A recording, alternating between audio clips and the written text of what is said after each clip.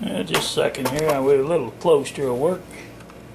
We're back here at TB's cabin. What I'm doing here is I'm drilling some holes to put through the steel, and I put the handles on this machete here. This is TB's cabin. Just a second, I've got to get some oil so I can keep my bit cool.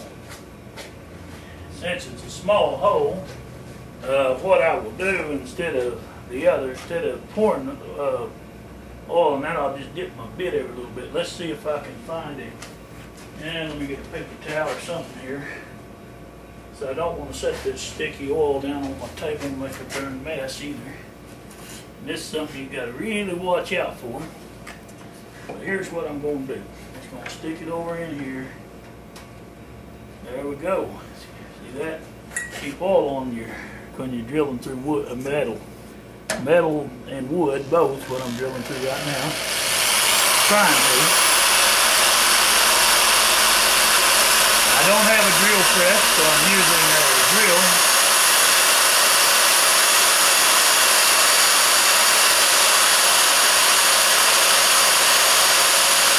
This is some hard steel, so bear with me. We don't know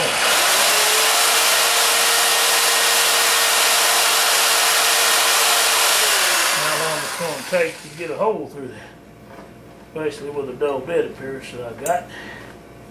Try again.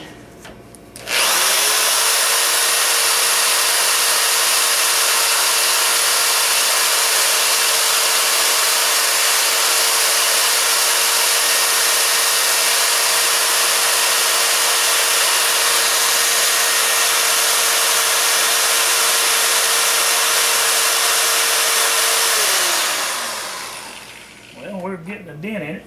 That's about all. Let me cool that bit down again. Okay, let that back over here. Our first hole. The reason that I clamped both handles on there at the same time where I wanted at, when you drill it, you'll get them even the whole way through both sides whenever it goes through. I got about halfway through the metal.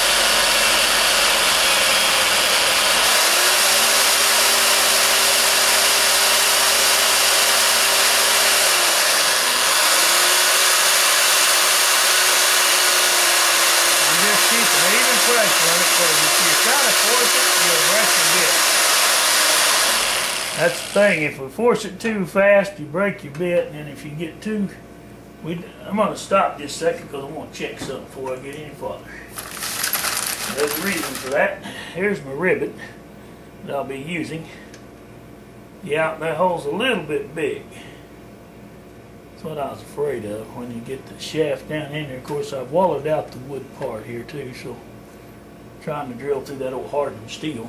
Let me see if I can find another bit here in a minute. This bit's a little dull on the tip, and when they are, that can make it hard to get through metal. And that's what I'm drilling here is about a 1/4 inch thick metal on this machete handle that I made from a lawnmower blade. It was another mulching blade off of a push mower on this one though. 22 inches overall length. It's got a 17-inch blade. We'll have when I get this made.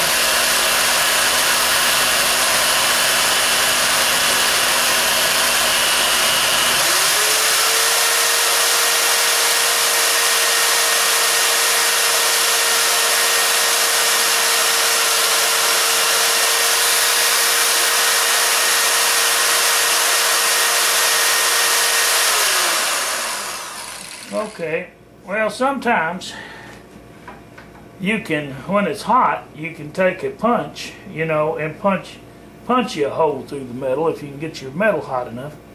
But on my forge, I doubt I could have because I was having a lot of trouble just getting it heated because it's too small a forge area where the pot is. You only got about 8, maybe 10-inch pot. I don't know, 8 or 10 inches off a card break drum type deal. It's all right for knives, I've noticed, but it just ain't quite long enough for doing big work like I'm doing here. I don't know. I'm going to try to put one right along here somewhere. Another Now I've got plenty of room down there, but I might put a rivet right about here. Just gonna mark it.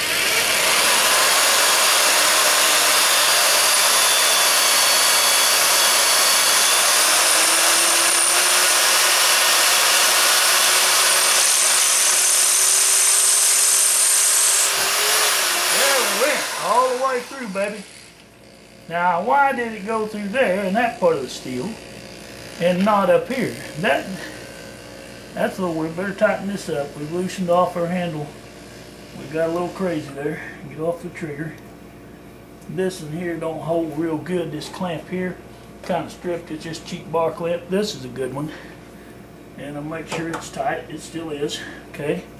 Everything's still even. Alright, let's try to bore a hole through here to hold the handle on with.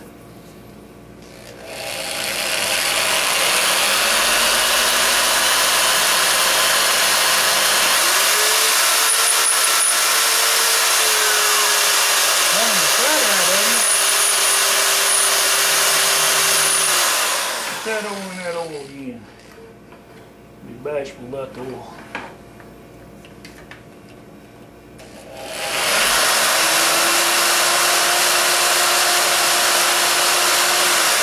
Alright, before I get too carried away, another thing I'd like to do here, I don't want to get that oil all over the dang place either.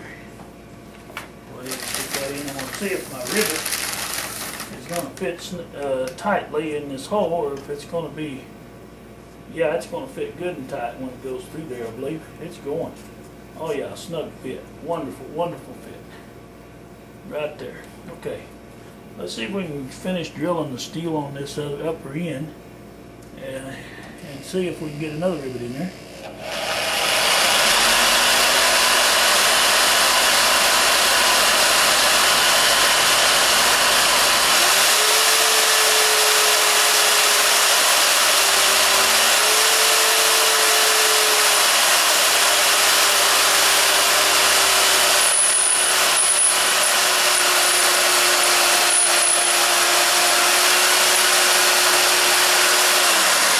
Figure why that went through up there so easy and not in this spot of steel.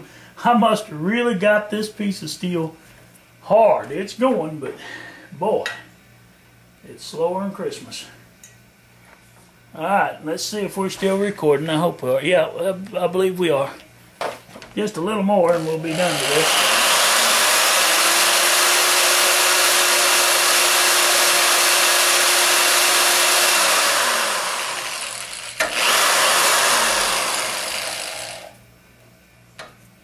See what this will do. Try this.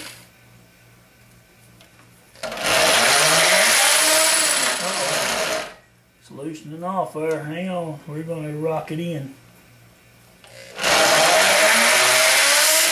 Uh-oh. That vibrates a lot. I don't want that coming apart. Hold on. We're going to make sure that we got everything straight. Right here, this doggone bar clamp. I got a better one here somewhere. Let me see if I can find the other. Need that other bar clamp because if I don't use that, what'll happen is it's letting stuff slip around. I want it straight. Well, where is that other little bar clamp? Okay. When you're looking for stuff, you can't locate it. And it was laying right here. This old electric sander, I've got to do some work to. It's got a problem. The metal part come apart on it and the bottom rubber piece is off. But I've got another sander. That's not an issue. What is, I'm trying to find my doggone stuff here. Did I shove it off over there somewhere probably? Don't see it. I've got another bar clamp, but it's oh, yeah, I see it. It's over here holding this. That's just swell. Well, there's not much I can do except try to tighten this one up and hope it'll hold. It's not staying as tight as I'd like. Okay, we don't want that to split off there. And that's another thing that can happen. Let's just make sure